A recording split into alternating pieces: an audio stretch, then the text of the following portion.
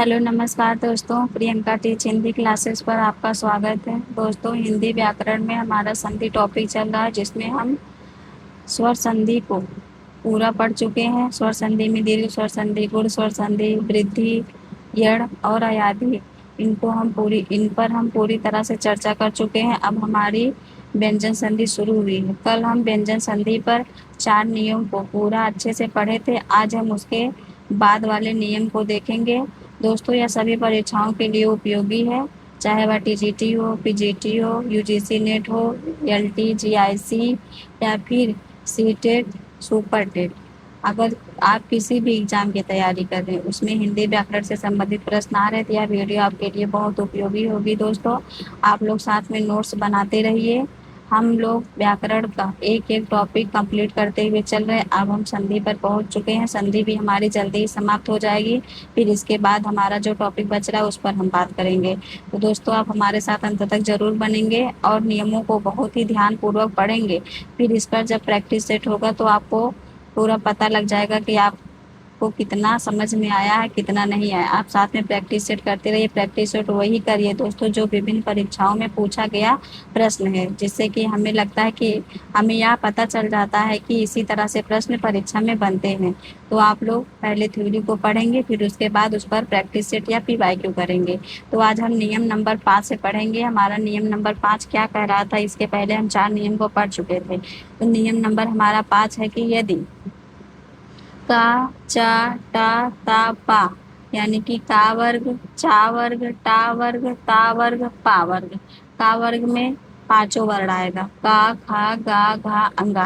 और चा वर्ग में भी हमारा पांचों वर्ण आता है, चा, छा, जा, झा, ञा। उसी तरह से टा वर्ग का 5 वर्ण, ता वर्ग का पांचों वर्ण, पा वर्ग का। उसमें से कि ये इसी को हम काचा, टा, ता, पा कहते हैं। उसके बाद ना या मा वर्ण आए, मतलब हमारा प्लस है बीच में। प्लस के इधर हमारा क्या रहेगा, का भी आ सकता है, चा भी आ सकता है, टा भी आ सकता है, ता भी आ सकता है और पा भी आ सकता है। प्लस के इधर तो हमारे यही 5 रहेंगे। और प्लस के बाद हमारी क्या स्थिति रहेगी, या तो ना रहेगा या तो मा रहेगा। यही दोनों हमारे प्लस के उधर आएंगे। तब फिर का, चा, टा, ता, पा, इन पांचों के स्थान पर क्या हो जाएगा दोस्तों, इन्हीं का 5वां वर्ण हो जाएगा। यानी कि का 5वां वर्ण क्या होगा, आप पढ़ के देखिए। का, खा, गा, घा, अंगा, यानी का 5वां वर्ण क्या हो जाएगा, अंगा।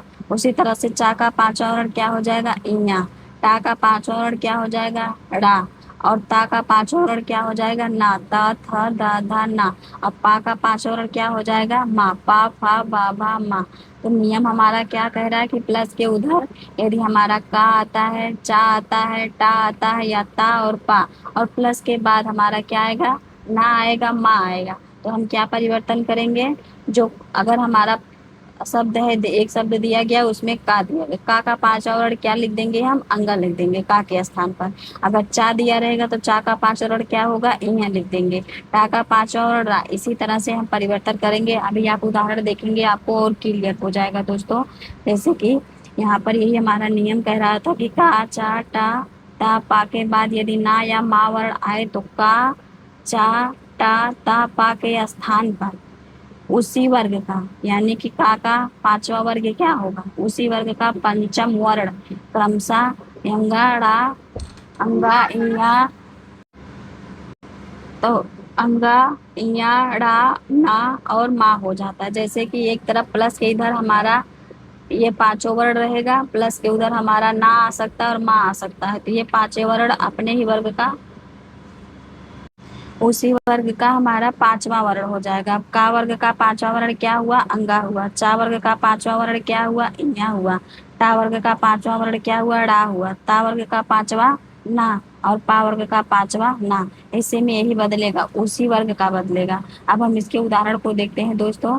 जैसे कि वाक प्लस मैं, इधर हमारा एक तरफ वाक है, एक तरफ मैं है, वह हमारा क्या बनेगा, वांग में। अब कैसे बना, वाक। अब क्या हमारा दिख रहा है, का दिख रहा है। इधर हमारा क्या दिख रहा है, माँ दिख रहा है। तो माँ दिखेगा या तो ना दिखेगा।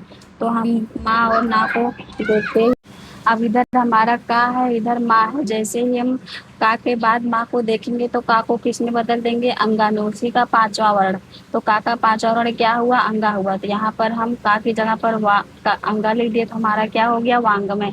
उसी तरह से दिक धन नाथ बराबर दिंगनाथ, सट धन मार्ग बराबर सन मार्ग। क्योंकि यहाँ पर टा है तो टा का पांचवा वर्ण हमारा क्या हो जाएगा, अड़ा हो जाएगा। सट धन मास बराबर सड़ मास, टा का पांचवा वर्ण क्या हो जाएगा, अड़ा हो जाएगा। उसी तरह से सठ मूर्ति बराबर क्या हो जाएगा हमारा, सठ मूर्ति। क्योंकि टा का पांचवा वर्ण ड़ा होता है। सठ मुख बराबर षणमुख। इस तरह से हमारा ये उदाहरण है दोस्तों। जैसे हमारा दिया है सत धन मार्ग बराबर सन मार्ग। अब ता जो हमारा है, ता का पांचवा वर्ण क्या हो जाएगा, ता था दा धा ना में बदल जाएगा। तो यहाँ पर हमारा सन मार्ग हो गया। चित धन मय बराबर चिन्मय, जो ता हमारा है वह किस में बदल जाएगा, ना में बदल जाएगा। उत धन माद बराबर उन्माद, तत धन मूलन बराबर उन्मूलन। उसी तरह से हमारा जगत धननाथ बराबर जगन्नाथ। अब यहाँ पर ता है, ता का किस में बदल जाएगा, हमारा ना में बदल जाएगा। क्योंकि ता का जो पांचवा वर्ण होता है वो ना होता है। उत धन्नति बराबर उन्नति, उत धन नायक बराबर उन्नायक। अब हम अगले नियम की तरफ चलते हैं। हमारा अगला नियम है नियम नंबर 6। क्या कह रहा है कि यदि ता या दा के बाद जब ला आता है तो ता या दा की जगह पर ला हो जाता है। अर्थात ला का द्वित्व, मतलब प्लस हमारा है, प्लस के इधर हमारा या तो ता रहेगा या तो दा रहेगा। प्लस के उधर हमारा क्या रहेगा, ला रहेगा। तो जब हमारा प्लस के इधर ता और दा रहेगा, प्लस के उधर हमारा ला रहेगा, तो ये जो हमारा ता और दा है यह पुनः ला में बदल जाएगा। यानी कि इसका और ला और इसका ला दोनों मिलकर हमारा डबल ला हो जाएगा। इस तरह से तो यही नियम कह रहा है। एक तरफ हमारा ता और दा रहेगा, दूसरी तरफ हमारा ला रहेगा। तो जो ता और दा है वो किस में बदल जाएगा दोस्तों, ला में बदल जाएगा। यानी कि हमारा जो है कि उत धन ला से, यहाँ पर जो हमारा ता दिखाई दे रहा, ता हमारा किस में बदल जाएगा, ला में बदल जाएगा। तो इसका ला इधर, एक ला इधर आ जाएगा। क्योंकि परिवर्तन हमारा ता का ला में हो जाता है। दा भी आएगा तब भी हमारा ला में बदल जाएगा। तत धन लीन बराबर तल्लीन, उत धन लेख बराबर उल्लेख, उत धन लंघन बराबर उल्लंघन। अब नियम नंबर हम 7 पर चलते हैं। नियम नंबर हमारा 7 क्या है, यदि ता के बाद, यानी एक प्लस आप इस तरह से लिखिए और ता हमारा इस तरफ, यानी ता के बाद चा या छा आए। प्लस के इधर या तो चा आ सकता है या तो छा आ सकता है। तो ता के स्थान पर चा हो जाता है। यानी जब ये हमारा जो ता है इसके स्थान पर क्या परिवर्तन हो जाएगा, इसके स्थान पर हमारा चा परिवर्तन हो जाएगा। यानी इसमें भी चा हमें क्या दिखाई देता है, द्वित्व दिखाई देता है। यानी दो चा इस तरह से दिखाई देता है। उसमें भी हमारा ला द्वित्व दिखाई दे रहा था नियम नंबर 6 में, इसमें हमारा चा दिखाई दे रहा था। क्योंकि ता के बाद जब चा या छा आता है तो जो ता है, ता के स्थान पर हमारा चा हो जाएगा। जैसे उदाहरण देखते हैं, उत धन चारण बराबर उच्चारण।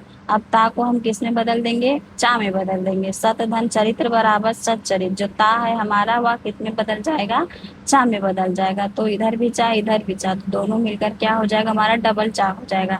उत धन चिन्ह बराबर उच्चिन्ह। अब या तो इस तरफ हमारा चा रहे या तो छा रहे। अब यहाँ पर चा तो आप उदाहरण देख लिए, अब यहाँ पर छा का भी उदाहरण देख लीजिए।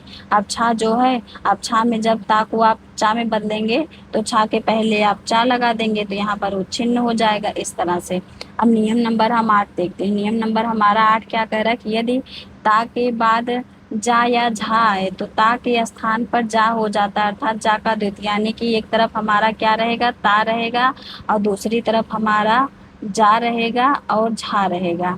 तो ये ता के स्थान पर हमारा क्या बदल जाएगा, ता के स्थान पर हमारा जा बदल जाएगा। यानी कि अगर ता के इधर जा और झा रहेगा तो हमारा जा में बदल जाएगा। अगर ता के इधर चा और छा रहता तो हमारा चा में बदल जाता है। नियम नंबर पहला दूसरा आप इसी तरह से देखिए, हमारा 8वां नंबर है। तो जैसे उदाहरण अगर हम देखते हैं, सत और जन, तो ता को हम किस में बदल देंगे, जा में बदल देंगे। क्योंकि नियम हमारा यही कह रहा है कि ता के बाद यदि जा और झा आता है तो ता को हम किस में बदल देते हैं, जा में बदल देते हैं। तो सज्जन हो जाएगा। उत धन ज्वल बराबर उज्ज्वल, विपत धन जाल बराबर विपजाल। क्योंकि ता को हम जा में बदल दे रहे हैं नियम के अनुसार। अब नियम नंबर हमारा जो 9 है वो क्या है, यदि ता के बाद, यानी कि एक तरफ तो हमारा ता रहेगा प्लस के इधर, फिर उसके बाद डा या ढा आता है, यानी डाठा डाढ़ा का डा और उसका ढा, ये दोनों आते हैं। तो ता की जगह पर डा हो जाता है, यानी जो हमारा ये ता रहेगा, ता के जगह पर हमारा क्या हो जाएगा, डा हो जाएगा। तो यानी कि जो डा हमारा हो वह द्वित्व रूप में दिखाई देगा। जैसे कि यहाँ पर एक तरफ तो हमारा ता है प्लस के इधर, और प्लस के उधर हमारा डा और ढा रहेगा, तो क्या हो जाएगा, जो ता हमारा होगा वो डा में बदल जाएगा। जैसे कि ता और डा बराबर उत रहेगा और डयन, तो ता को हम किस में बदल देंगे, डा में बदल देंगे। अब जैसे ही हम ता को डा में बदल देंगे तो यहाँ पर आधा हलंत वाला ता है तो हलंत वाला डा भी लगाएंगे। अब आगे हमारा क्या है, डयन। अब हम डयन को इस तरह से उस पे उतार लेंगे तो क्या हो जाएगा हमारा उड्डयन। आप इस तरह से भी लिख सकते हैं और इसको इस तरह से भी लिख सकते हैं, दोनों आपका सही होगा।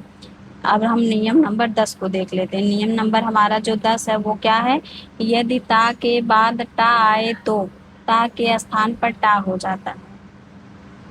यानी एक तरफ तो हमारा टा है प्लस के इधर, और दूसरी तरफ हमारा क्या है, टा आए तो, यानी कि दूसरी तरफ हमारा टा आता है, तो फिर टा के स्थान, तो ता के स्थान पर, यानी इस ता के स्थान पर टा हो जाता है, यानी जो हमारा ता है इसके स्थान पर क्या हो जाएगा, हमारा टा हो जाएगा, अर्थात टा का द्वित हो जाएगा। जैसे तत धन टीका, अब यहाँ पर ता है, ता के स्थान पर क्या हो जाएगा, टा हो जाएगा, तो क्या हमारा हो जाएगा तट्टिका।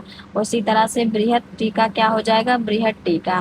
तो ये हमारा नियम नंबर 10 है, आप इसे समझ गए होंगे। अब हम अगले नियम की तरफ चलते हैं। अगला नियम हमारा है नियम नंबर 11, यदि ता के बाद, यानी प्लस के इधर हमारा ता रहेगा, फिर प्लस के उधर हमारा आधा सा, यानी कि और पूरा सा, यानी जो तालव्य सा है वो हमारा आधा भी आ सकता है और पूरा सा भी आ सकता है। ये दोनों अगर आता है तो ता को चा में और सा को छा में बदल देते हैं।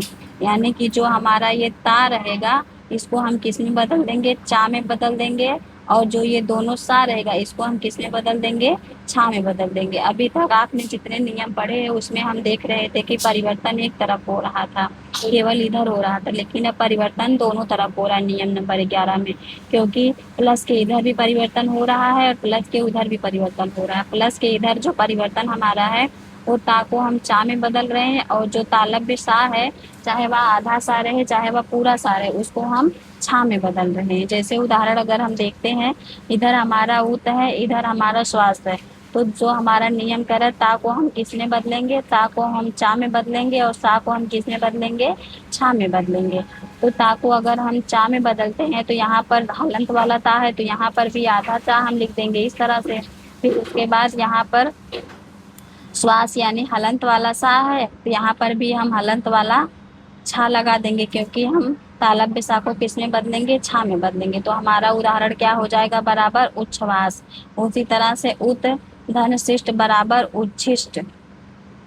अब यहाँ पर हमारा ता है, ता के स्थान पर हमें लेके आना है चा, और सा है तालव्य सा, वो भी पूरा सा है, तो उसके स्थान पर हम क्या लेके आएंगे, छा लेके आएंगे। तो यहाँ पर भी हम पूरा छा लिखेंगे, तो दोनों मिलाकर हमारा क्या हो जाएगा, उच्छिष्ट।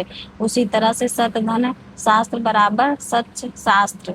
इस तरह से नियम नंबर हमारा 11 है। अगला नियम हम देखते हैं, नियम नंबर 12। अब नियम नंबर हमारा 12 क्या कह रहा है, यदि ता के बाद हा आया हो तो, यानी एक तरफ हमारा क्या रहेगा दोस्तों, एक तरफ हमारा ता रहेगा और दूसरी तरफ हा आता है, यानी कि इधर हमारा हा आएगा, तो ता के स्थान पर दा और हा के स्थान पर धा हो जाता है। यानी कि इस ता के स्थान पर हमारा क्या हो जाएगा, दा हो जाएगा, और इस हा के स्थान पर हमारा क्या हो जाएगा, धा हो जाएगा। तो इसमें भी हमारा दोनों तरफ परिवर्तन हो रहा है, ता को हम दा में बदल रहे हैं और हा को हम किस में बदल रहे हैं, धा में बदल रहे हैं। इसको आप ध्यान में रखेंगे।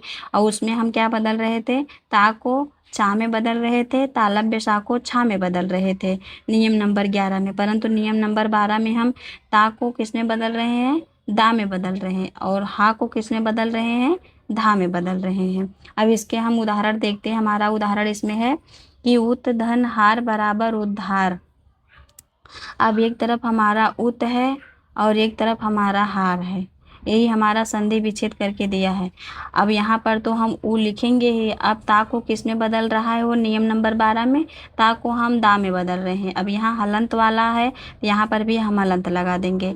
अब हा को किस में बदल रहा था, वो हा को किस में बदल रहा था, धा में बदल रहा, तो धा यहाँ पर हम लिख देंगे। यहाँ पर आ की मात्रा है, आ की मात्रा लगा देंगे। यहाँ पर रा है तो रा लिख देंगे। इस तरह से हमारा हो जाएगा उद्धार। आप इस तरह से भी उद्धार लिख सकते हैं और इस तरह से भी उद्धार लिख सकते हैं। बात दोनों एक ही है, क्योंकि हमें ता के स्थान पर दा लाना है, हा के स्थान पर हम धा लेके आएंगे। दूसरा उदाहरण हमारा है उत धन हरण बराबर उद्धरण, क्योंकि ता के स्थान पर हमारा दा आया है और हा के स्थान पर हमारा धा आया है, तो दोनों मिलकर हमारा क्या हो गया, उद्धरण। उत धन हरित बराबर उद्धरित, तत धन हित बराबर तद्धित, उत धन हत बराबर उद्धत, क्योंकि ता को हम किस में बदल रहे हैं, दा में, और हा को हम किस में बदल रहे हैं, धा में। तो दोस्तों ये हमारे कुल आज हम कितने नियम पढ़े, नियम नंबर 12 तक पढ़ चुके हैं। अब हम अगला जो हमारा जो भी 2-4 नियम बचे हैं उसको हम अगली वीडियो में पढ़ेंगे, नहीं तो ये वीडियो बहुत लंबी हो जाएगी दोस्तों। तो आप लोग को वीडियो या कैसी लगी आप लोग कमेंट में ज़रूर बताइएगा। आप लोग वीडियो देखते हैं परंतु कमेंट नहीं करते दोस्तों, आप लोग कमेंट ज़रूर करिए। कमेंट के माध्यम से हमें आपकी बातों का पता चलता है कि आपको किस तरह से वीडियो चाहिए और आप किस पर वीडियो चाहते हैं। तो आप लोग कमेंट ज़रूर करेंगे दोस्तों, और साथ में नोट्स ज़रूर बनाएंगे। मैं हर वीडियो में आपसे कहती हूँ नोट्स ज़रूर बनाइए, नोट्स बहुत ही उपयोगी होगी आपके लिए। आप एक बार देख सकते हैं वीडियो, 2 बार सकते हैं, परंतु जब अपने हाथों से आप अपने नोट्स को लिखते हैं, समझते हैं, तब उस वह और भी आपके लिए अच्छा होता है, क्योंकि आप उसे समझ समझ कर लिखते हैं। तो नोट्स आप लोग ज़रूर बनाएंगे। उसके बाद दोस्तों मिलते हैं हम एक नई वीडियो में नई ऊर्जा के साथ। तब तक के लिए राधे राधे, जय श्री कृष्णा।